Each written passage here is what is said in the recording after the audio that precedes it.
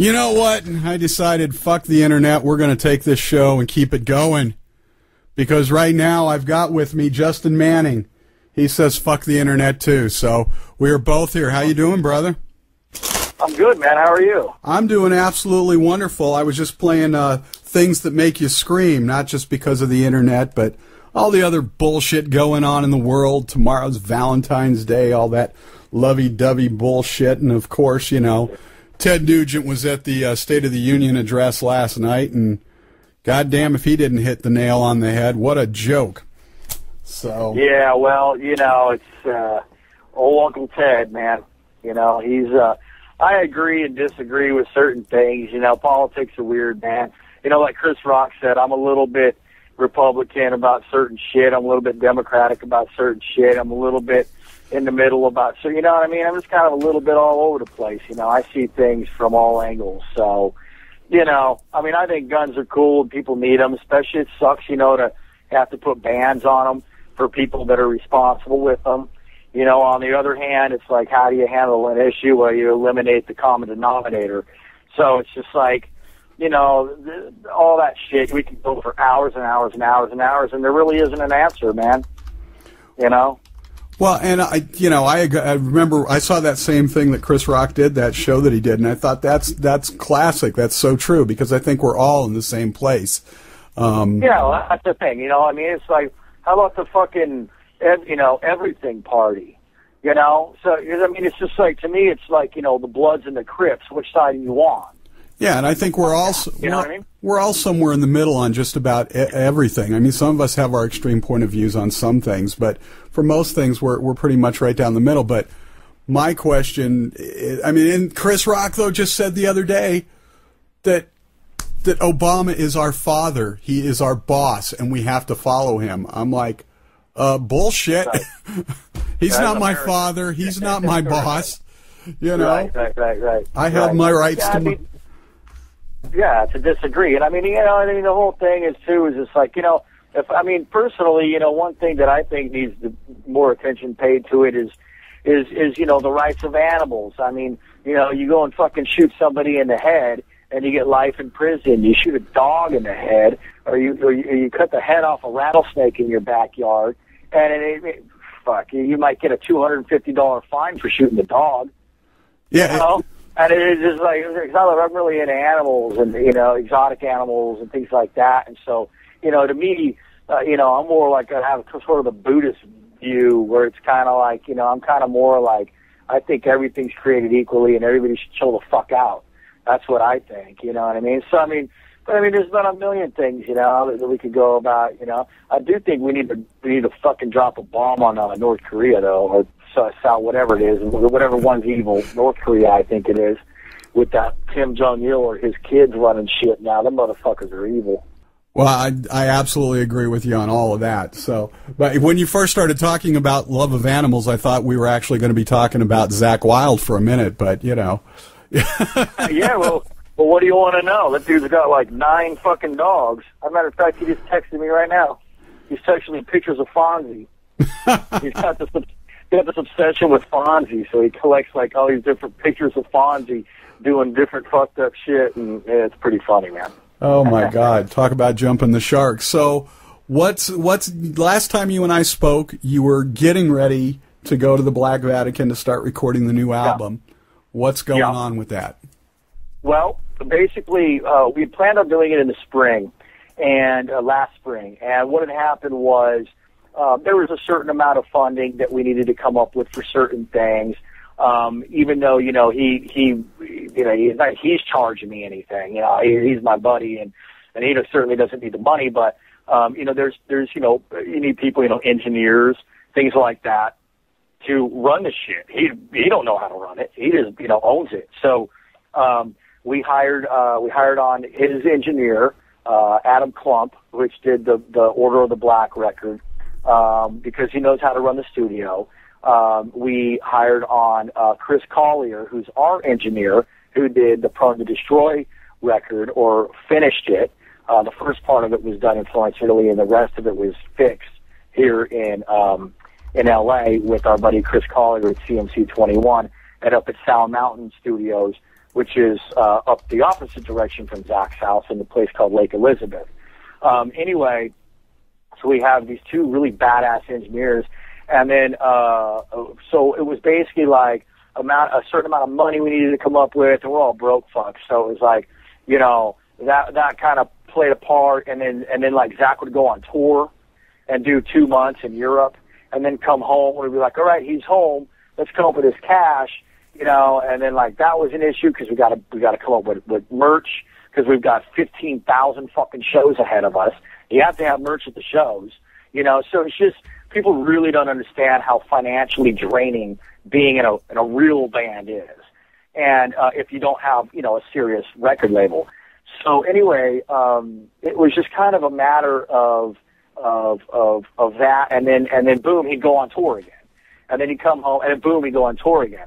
So I know that now he basically will tour into like November, and then he takes December off so that he can, you know, do the holidays with the kids and the wife and everything, and then all the way in generally until the spring, in which he will go ahead and fire up the engines again and go back out for the summer and do the whole thing. So we took that window and we jumped on it.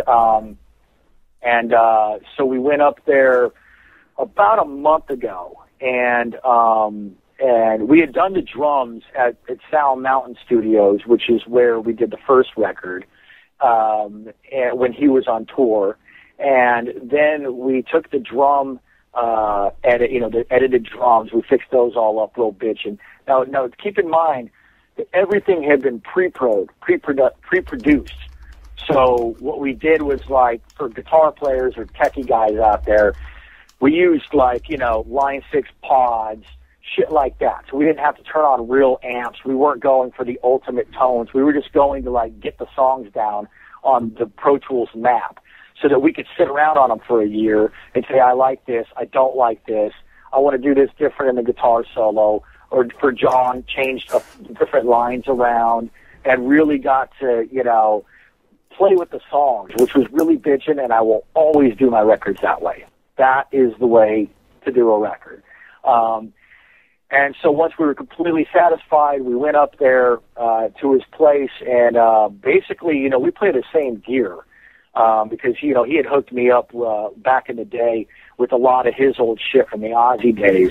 Right. And, I mean, what better does it get than fucking Zakk Wylde's gear? So it's not like you got to change anything. The only difference is between his rig and my rig is I use a noise gate. So I just plugged my noise gate into his rig, and he's obviously got better shit than I do, you know, at least nicer. And he's got those 300-watt EV speakers in the cabinets, and this fucking super badass, you know, all the shit that Marshall hooks him up with and stuff. And so anyway, the guitar sound is crazy demanding, man. It's just, I mean, it's Zakk Wylde's guitar sound, basically. But, you know, a sound is all in the hands of the beholder, because, I mean, it was funny because me and Chris Colley were joking about it. He's like, it doesn't matter whose shit you play through, you still sound exactly like you. He goes, it sounds a little heavier and a little darker. It still sounds like you. You don't sound like Zakk Wylde playing through it. I go, shit, I was hoping to sound a little more like Zakk Wylde, you know? But, so anyways, so yeah, I mean, it's definitely not going to be disappointing. And then basically now we're just waiting. We were going to go up last weekend and do the vocals, but he's up there prepping all the stuff for the Unblackened DVD, where he's writing out all the string parts and stuff. So he's using the studio, and obviously it's his place, so we work around his schedule. And so we'll be up there the next couple of weekends and knock out the vocals. We did have, when we were up there, I'm good friends with Tommy Victor from Prong and Danzig and Ministry. Right. And we had him come up and sing on one of the songs, Buried Away, which is fucking so badass, dude. When you hear this, it's like, because he's got such an iconic voice, it's like John does the first verse, and then next thing you know, boom, there's Tommy Vic there, and it's sick, dude. Yeah, so that's what's going on. So after we do the vocals, then we'll edit everything and get everything real nice and tits for Sterling Winfield, who's going to mix it and basically, you know, produce it. And then it gets shipped off to Sterling in Texas. And that all has to be done, and the whole thing has to be released before we go on tour, which we're hitting the South. We're going from California down into Albuquerque, New Mexico is the first gig, and then we're playing Little Rock, Arkansas, and then we're playing, and I don't know the venues exactly as of yet. It's kind of confusing right now. But we're trying to get all that together, and it's all confirmed. I'm just a little bit, overwhelmed. So I can't just rattle off each place, But we're going from California to Albuquerque, from Albuquerque to Little Rock, from Little Rock to Texarkana, from Texarkana to, I believe, Austin. And then we're playing with Jason McMaster from Dangerous Toys and Broken Teeth. Right. Which is going to be really bitching because I'm a big fan of his, man. Broken Teeth fucking kicks ass.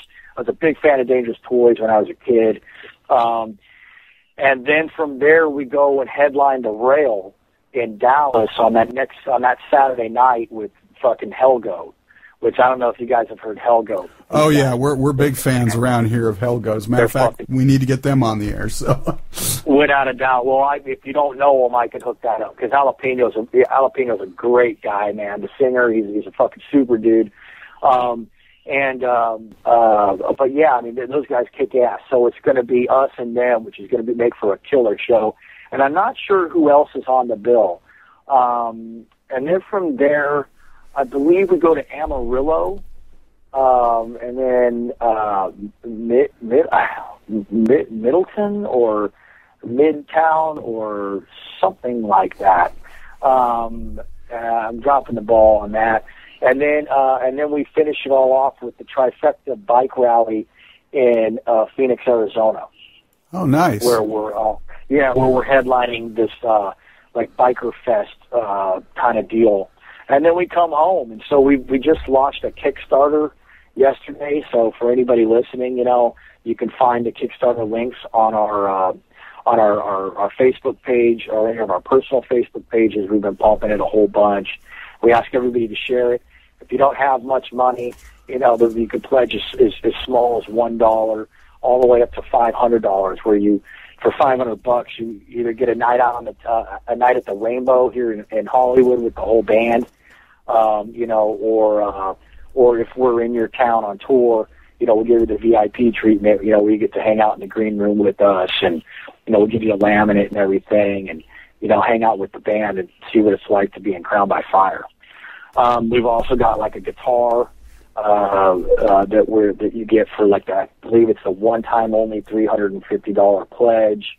So there's an autographed guitar, and so that's basically what's going on. That and a whole bunch more that I can't really talk about yet. So, well, I was going to say I saw the Kickstarter campaign. Those things are great too. My friends in A Sound of Thunder just did one for their new EP and album, and it did wonderfully. And a lot of bands are having great success with it. So we've noticed that everybody that's doing them is having great success. And I got to be honest with you, I was a little nervous.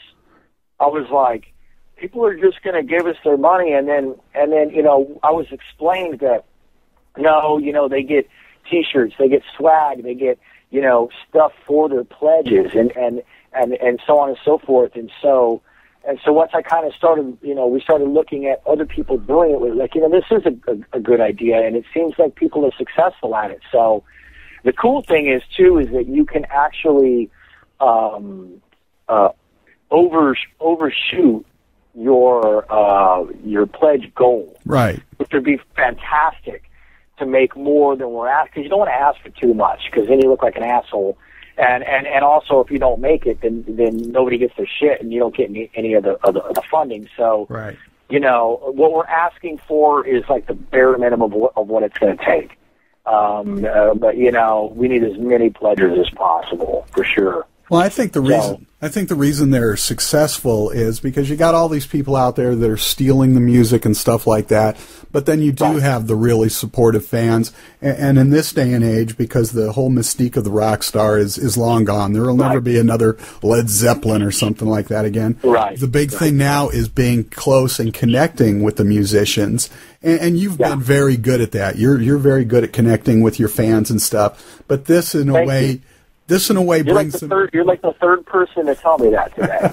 So it makes me really happy that people notice that. Well, it's true. And part of that, too, is when you do the Kickstarter thing, people feel like they're actually... You know that they're supporting you. That's their way of showing, I'm supporting you. I'm not just a blind, I went out and bought your CD. You know it's them. They know it's you. And it brings that connection even closer.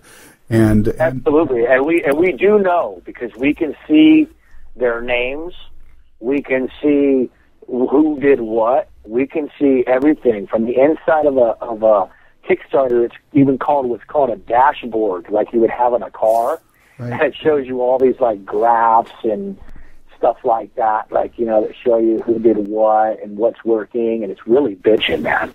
You know, kind of like Reverb Nation. For most people that aren't in a band, when you go on Reverb Nation and you do certain things on Facebook and you share and you get, as a band gets more likes on Facebook and stuff like that, your Reverb Nation rankings go up. And from the inside, from the control room, we actually get graphs like a record company would get of, like, you know, spectrum of sales and all these different kind of really neat things. And it's really neat to see how something you created is rising in the public.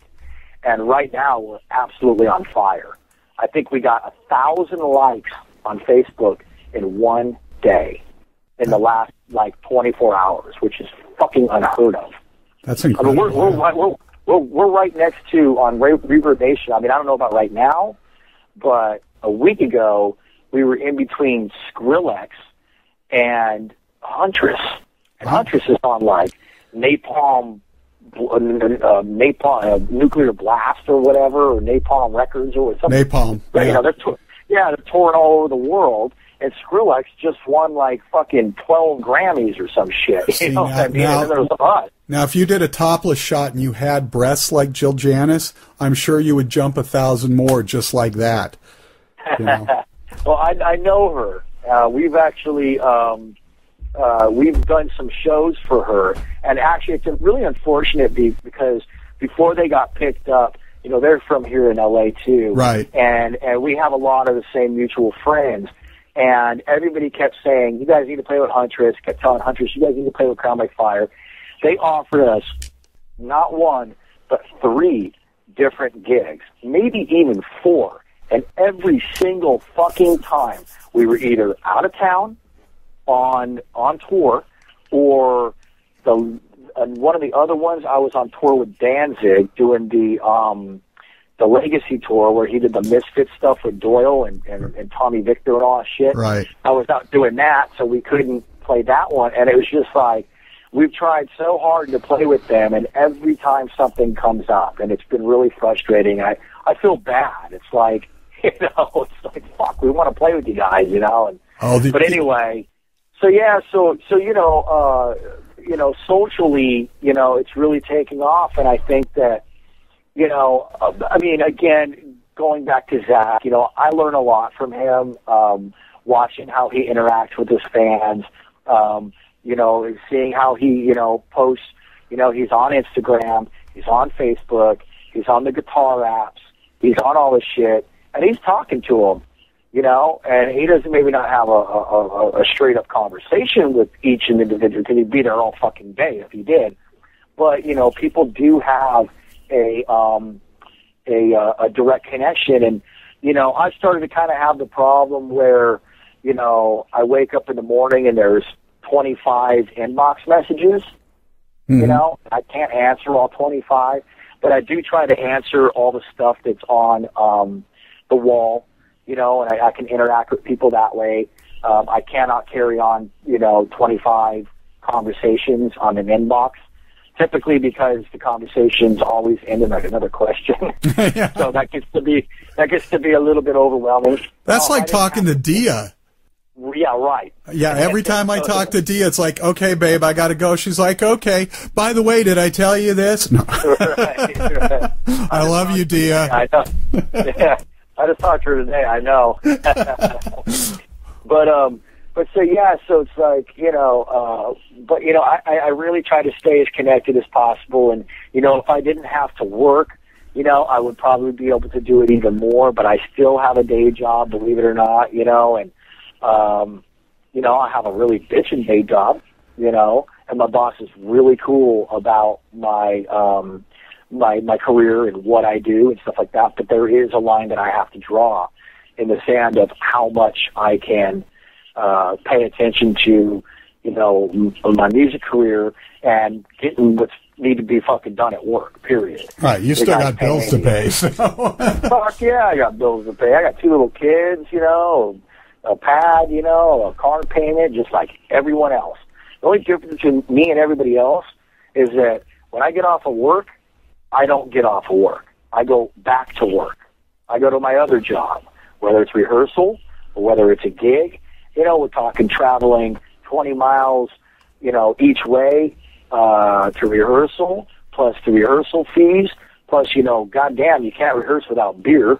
You got to buy beer, and then you got to come home. You get home at 12:30 at night. You got to unload all your gear, or, we leave a lot of it down there, but, we play 15 guitars in a set. So, you got all these guitars and shit. And, so there's it's very time consuming, but I'm not complaining, because if I stopped tomorrow, I would not know what to do with myself, Right. And then all the time in between, I'm on the phone calls, and first thing in the morning on my way into work, then lunchtime, I'm on the phone the entire time. Then I get off of work, first thing I do is take care of all my business calls. Then once all that's done and I eat dinner and I finally lay down in bed, boom, it's Facebook time until I pass out. And that's why the band is doing what it's doing right now. And I'm only one of them. So we got 5 guys doing that all at the same time. And that's why I think we're achieving the success that we're achieving. That, and we have, songs. We have something to sell. That doesn't hurt. What do you need music for, right? Yeah, right. You just be a reality music star. Fuck, dude, that's what most of them are. But there's so many different facets of that, of entertainment now with, reality shows. Look at what it's done to revamp careers of certain people. Look at Bret Michaels, dude. Man, he was a has-been, man. You know what I mean? Fuck, that revamped Poison's entire career, his entire brand, his celebrity, his bank account, his everything. That's just one fucking dude. You could be the Honey Boo Boo of rock and roll. I am the motherfucking Honey Boo of rock and roll, man. But getting back to what you go ahead. No, I was just gonna say I love that fucking show. It's so redneck. It reminds me of like my family when we were kids. Not my direct family, but like when we would get together and have like family reunion sort of outings, is very much like that. You know what I mean? My family's very kind of redneck, and it's very much sort of like that. My family is definitely, when people think of LA, they think of Hollywood. That is not the case with us. We live in the sticks, man. Fucking Bakersfield is just over the hill from where I live. Buck Owens, Waylon Jennings, all them dudes all cut their teeth in Bakersfield. You know what I'm saying? So they cut their teeth in Nashville too, but Bakersfield is very much country, and where I grew up in a truck stop. So, there was no glitz and glamour, in my upbringing whatsoever, So it just so happened that I found out that Zach Wild lived down the street from me after I started learning how to play guitar. And everything else kind of changed from there. So I just kind of got lucky, I guess, in that particular instance.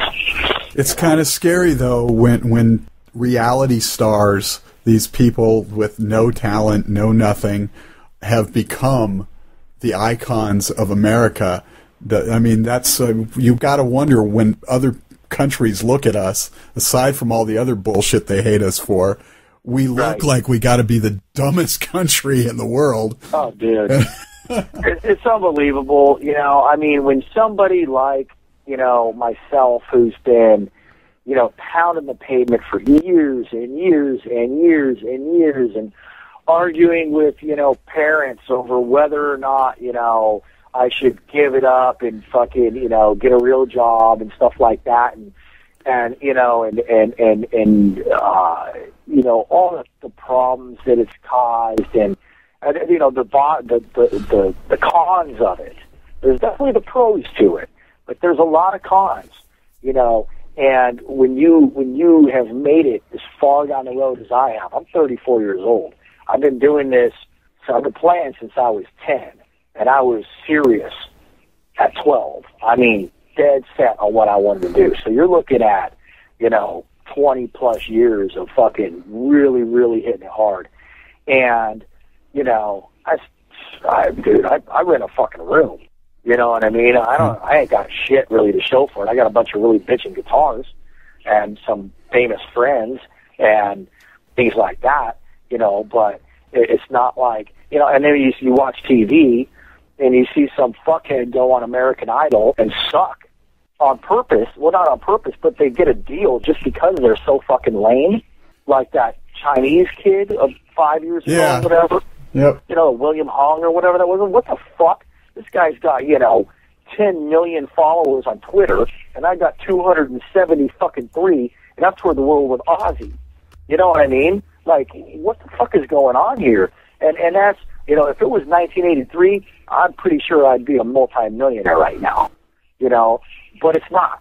It is what it is, and the good upside to it is that, you know, we have more control over things now, and, you know, John and I can write songs the way we want to write them, how we want to write them, as long as we want to write them, as short as we want to write them, and if somebody don't like it, they can go fuck themselves, you know, because the fans are into the band for what the band is, and that's it.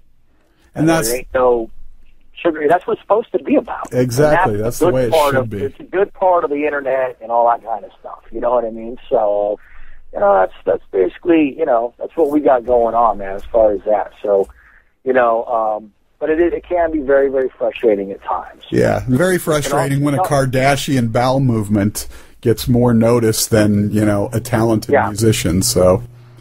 Absolutely, you know, I mean, you know, and then you got the people that, you know, don't understand social networking. You know, most people are on there to chat with their friends and keep in contact with their friends. You know, and then you have, you know, colleagues or whatever that don't understand the power of social networking when you are a musician. And then, you know, they think that, you know, you're a show-off or whatever for constantly posting about your band or about something that you're doing. Well, they're the ones that are losing. They're the ones with 300 fucking likes on their band page. Right. You know, and we got 6,500. So it's, you know, you know, that can be kind of frustrating because you're like, hey, dude, I thought you were my friend. You know what I mean? Things can get really kind of fucking weird when you do this. And so, you know, it's a dog-eat-dog world, that's for sure, man. It's the music business. It is. Justin, can you stick around for a few more minutes? We'll play a Crown by Fire track and then wrap it up on the other side?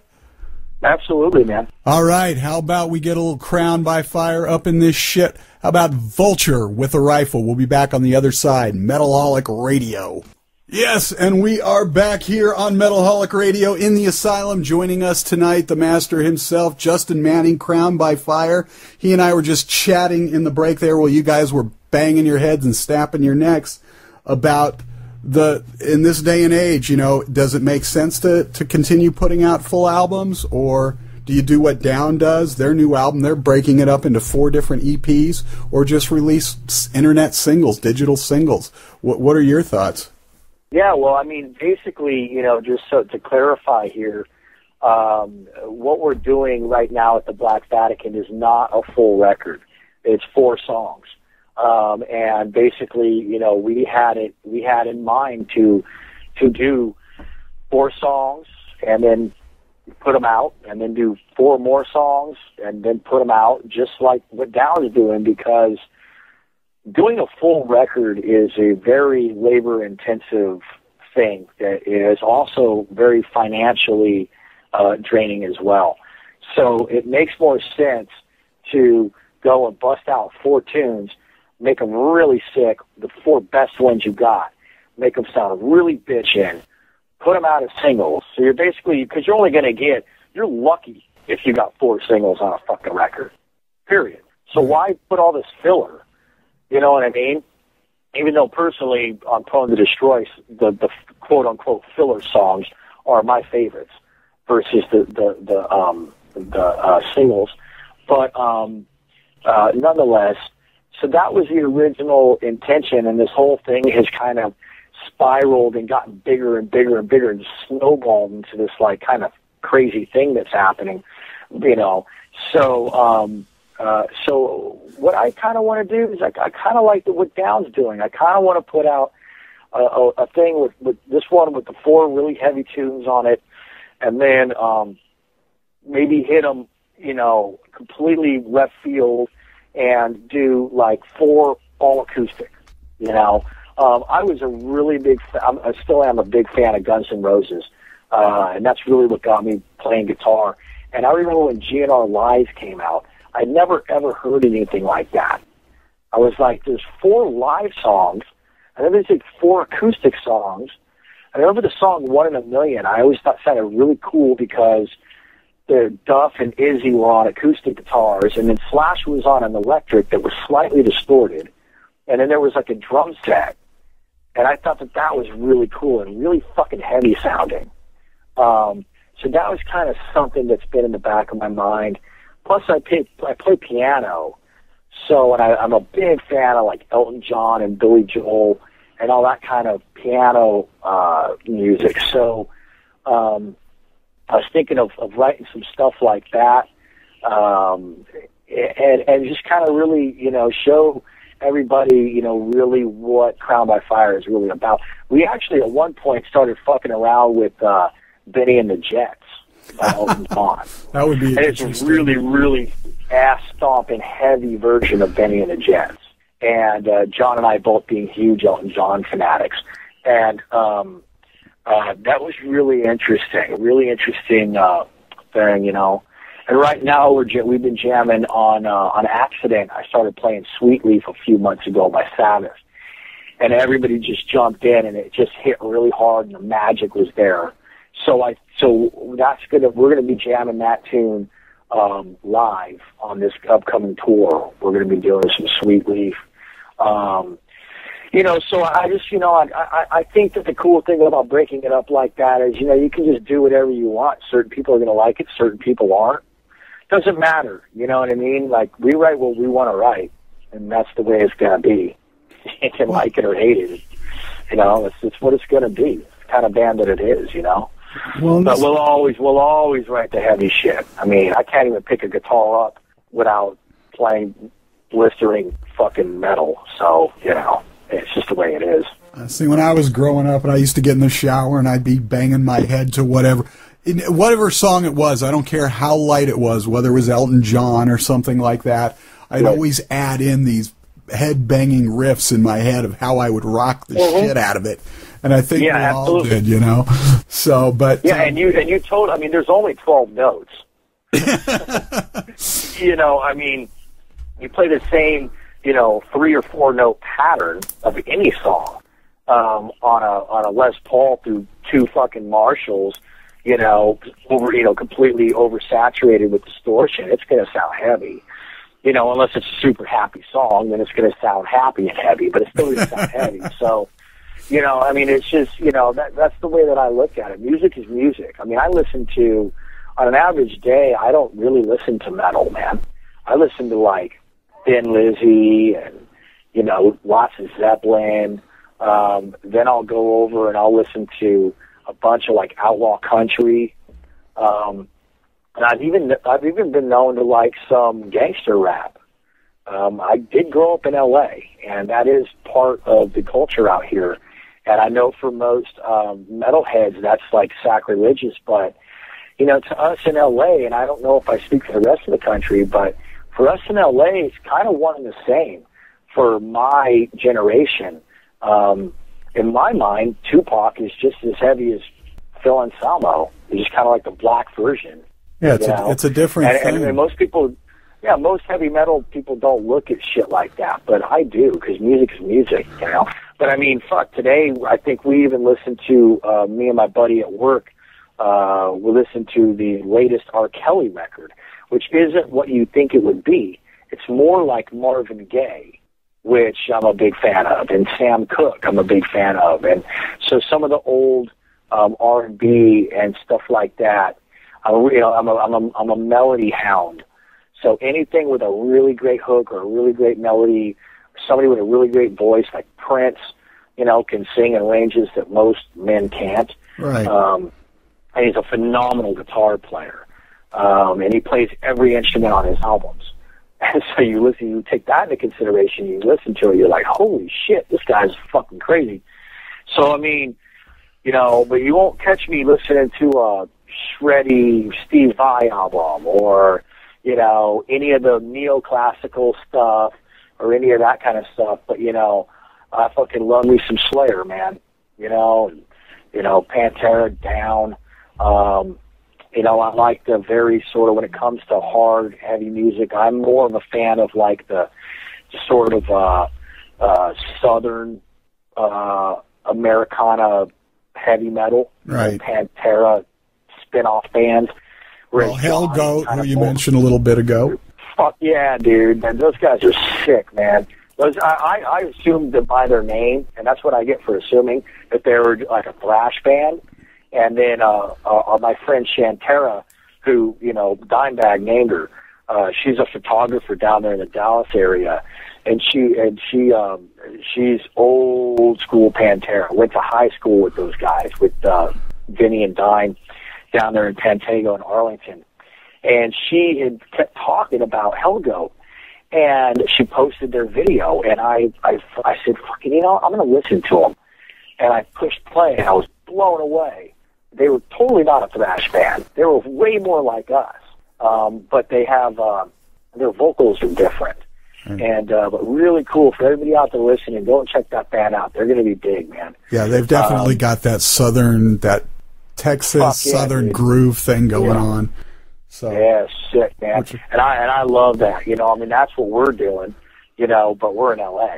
You know, so we have that LA vibe to us. So it's kind of like we take from them, but, you know, there is an LA vibe to us. Some of the riffs, you know, there's certain things on Prone to Destroy that were kind of punk influenced, or like Shake the Bag was country influenced.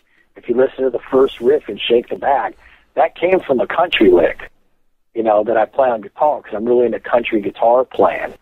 Some of the hardest guitar playing, most difficult guitar playing there is out there is banjo and country style shredding with the chicken picking and the banjo rolls and they're playing like half chord, half leads all at the same time. Junior Brown and all those guys were real good at it. And so anyways, that riff was taken from a country thing. You wouldn't know it thinking about it unless I told you. But, you know, so I draw influence from a lot of different places, man, you know. Well, I think all real musicians do, and I think all real music fans are the same way. What I have an issue with, and this is in our circle, our genre, are the metal elitists who have this defined set of the way things should be. And it's like the more extreme metal they listen to, the more elitist they are. It's like, oh, if you sing clean vocals, you're not metal. It's like, you know what? Right. Black Sabbath and Deep Purple and Zeppelin and Blue Cheer, those are the guys who defined metal. The extreme stuff, I got nothing against it. I like some of it, but that's beyond metal. You can call it whatever you want. To me, Black Sabbath will always be metal. Yeah, absolutely. I could not agree with you more. I think that I don't get into that real extreme shit. We always have that joke that, like, the harder it is to read what the name of your band is, the heavier you are, apparently. You know, but, you know, it's just like, it's not for me, man. I like songs. The Beatles. I mean, how the fuck can you argue with the Beatles? Or there's not one bad Beatles song. Let's put it this way. There's not one bad Alice in Chains song, ever, in my opinion. There is not one bad Alice in Chains album. There's not one bad Alice in Chains song, because there is tons of melody. Albeit it's dark melody, but it's fucking melody nonetheless. Right, and Lane Staley was one of the greatest fucking vocalists of the 21st century. And Jerry Cantrell has a lot to do with all that stuff as well, but, you know, that's the kind of shit that I get off. I could still put on Facelift to this day, and every time I just go, oh, fuck, here comes that one part. Even that new record is fucking happening, dude. And Sean Kinney, the drummer, is one of the most underrated drummers ever. I play drums as well. I've been playing drums all over playing guitar. It's harder to play drums slow than it is to play drums fast. And most drummers would fucking agree with me. Yeah, and to do it right. And you said something a moment ago that I try and explain to people all the time.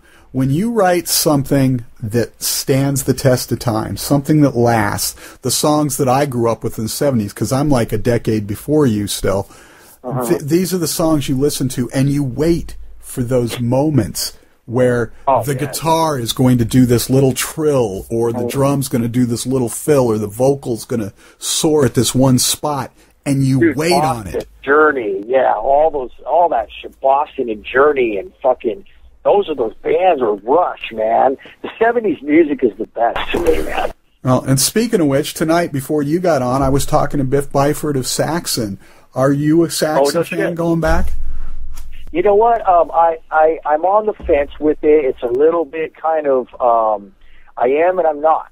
There's certain elements that I like, and then there's certain elements that I can go without. But actually, it's interesting that you asked me that, because the first time being of my age and that I am a generation, this shows the generation gap, I didn't even know who the fuck they were. And I was with Zach in Holland, and they were opening up for us. But I didn't know who the fuck they were. All I knew was that they had a bunch of really badass gear. And I was like, fuck, look at all this shit. Like, they had like 4 Marshall stacks on either side of the stage, all in anvil cases, 2 SVTs on either side of the drum set, all in anvil cases, this really bitchin' double kick drum. And they were fucking ready to rock, dude. And they were great, man. You know, they were really great, you know. But yeah, I mean, you know, all that kind of stuff. I'm more of a fan of, like, the blues rock stuff. Like, I'm a Thin Lizzy fanatic. Absolutely. I mean, Phil Lynott is a fucking god in my eyes. You know, of course, Zeppelin, Blue Cheer, you know, T-Rex, David Bowie, all that stuff really gets me off. And see, even when I say David Bowie, a lot of people think that because I'm a guitar player, that's what, you know, it's the guitar that gets me into a lot of that shit. And yeah, of course I like the guitar and a lot of it, but like, I can listen to Bowie's greatest hits all day long. The guitar work in it's really interesting, but it's not necessarily like driving riffs like a Sabbath record would be. Right. You know? Because to me, I play all the instruments in the band, so it doesn't have to have some soaring guitar lead in it for me to like it. You know what I mean? And that's the thing with a great song, and you really get this with rock. If you've written a song, no matter how heavy it is, if it can stand the test of time, you can strip it all the way back to an acoustic guitar and a vocal, or even just a vocal, and it will still be good. If you can't do that, absolutely, you've written shit. So. I agree. That's something that Slash said. Slash said one time, you don't have a real song if you can't play it on acoustic guitar. And that actually makes me think, because a lot of our shit you can't play on acoustic guitar, so maybe I need to go back to the drawing board. You know. But, you know, some of it you can, you know, but a lot of what we do, I really do lean on and rely on the overdriven Les Pauls, you know, the overdriven, my sound, the way that I have my guitar rig set up. But, you know, you could say the same thing for Pantera. I mean, you couldn't play Slaughter on an acoustic guitar. It would sound stupid. So, you know what I mean? So it's kind of gotten to a line, but I do think that there are you should have a certain amount of songs within a record that can be played acoustically, because that really shows that you're paying attention to melody, that you're not just trying to be more extreme than everybody else. And I think that's what's wrong with a lot of metal bands today. Right. You know, they're just trying to outshred each other. The whole guitar thing, you know, where guys are, you know, there's a lot of guys that they're just out there trying to outsweep each other, you know, out arpeggio each other, who can play the fastest, most blistering. How many fucking notes can you play in, you know, 3 seconds? But that doesn't mean you've got. That doesn't mean you've got soul. It doesn't mean you've got swagger. Right. It doesn't mean you've got heart.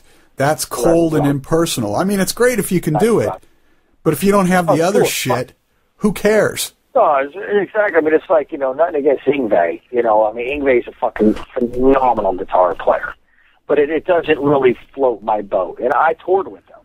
You know, and it was very impressive to watch, but after about 5 minutes, I was just done.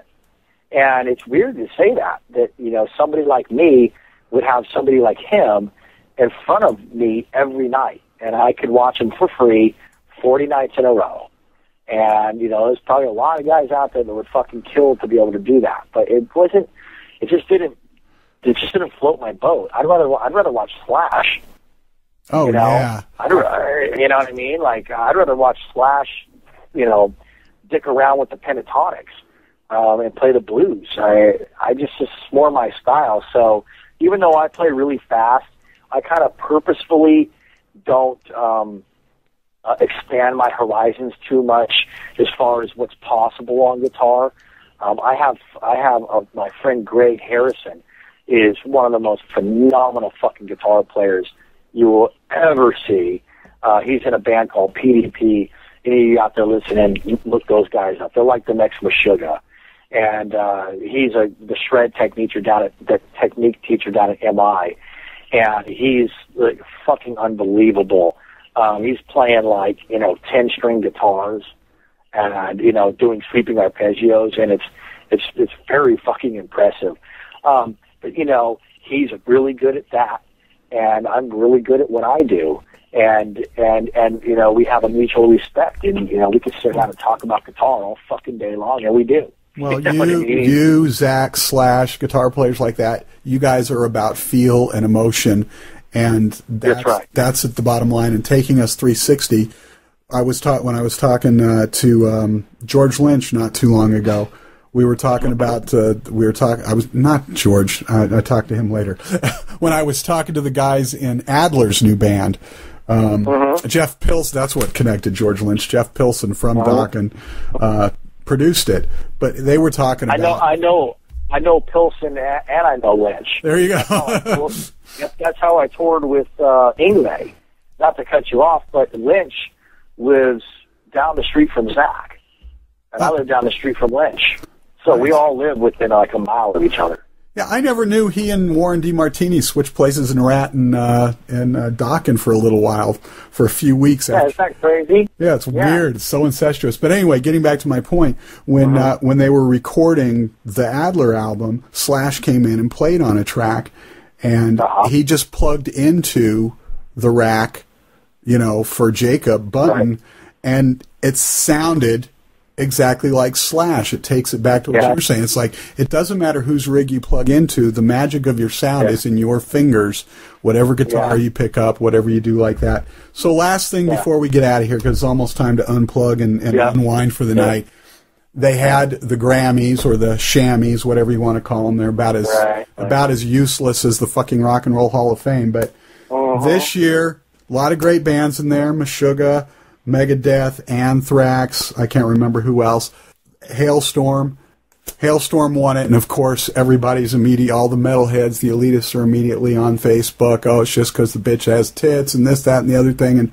You know, I haven't actually heard them. I've seen their name everywhere. I'm not one of those guys that looks at new bands. I know that's your job, but for me, I'd rather listen to Thin Lizzy, but I still haven't even heard them. I need to fucking check them out. But anyways, go ahead. Oh, I was going to say, that was one of the things I was going to ask you, because most years, I agree, you go all the way back to the first year they had a metal category and they gave it to Jethro Tull over Metallica.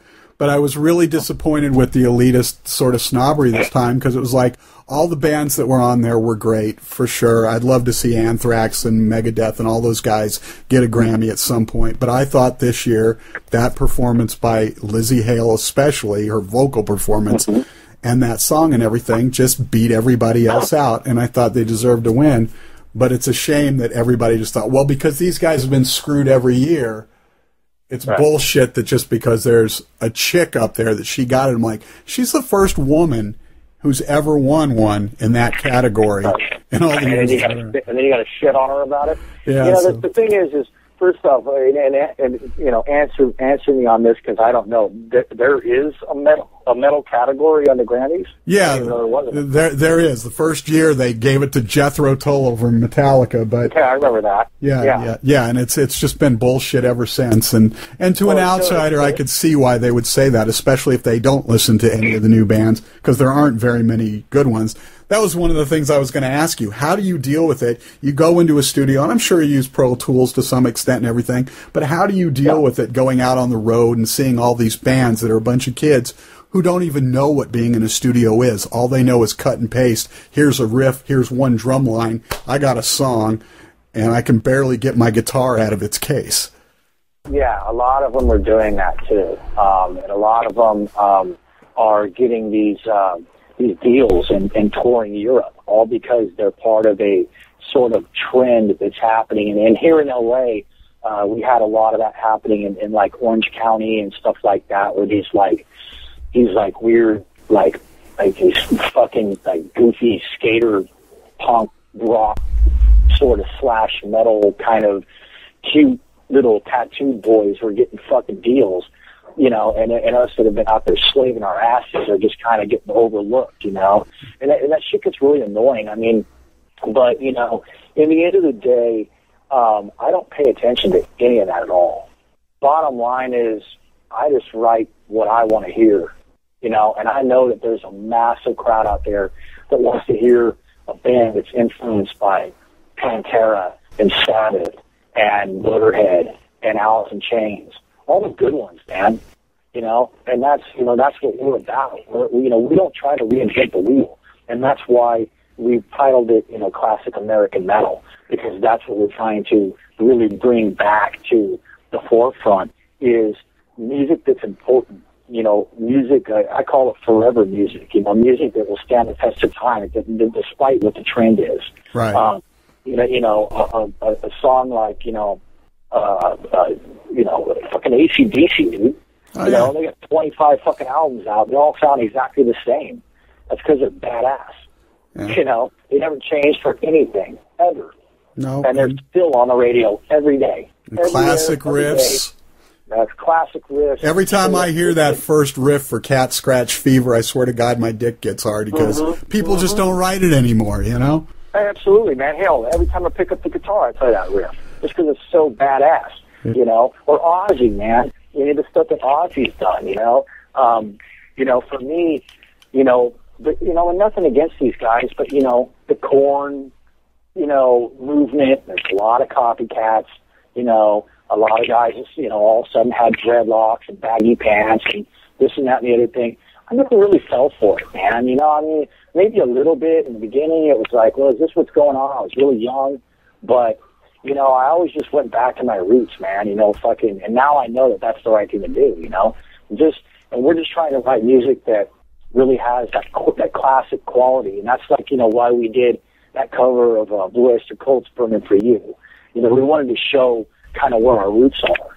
Now we're doing a Sabbath song, and we want to stay there, and not necessarily live in the past, but just stay when the music was good. And that the musicians, most musicians of the day, the majority of the bands that are playing the Hollywood scene or any scene for that matter, couldn't hold a fucking candle to a band like Boston. musicianship-wise. You know, the guitar playing in Journey is, Neil Sean is one of the greatest guitar players to ever walk the face of the earth. You know, and again, it all goes back to blues-based rock. You know, I think one of the most annoying things as a guitar player is to see guys with 7- and 8-string guitars that only play the bottom 3 or 4 strings. That's kind of a little bit obnoxious.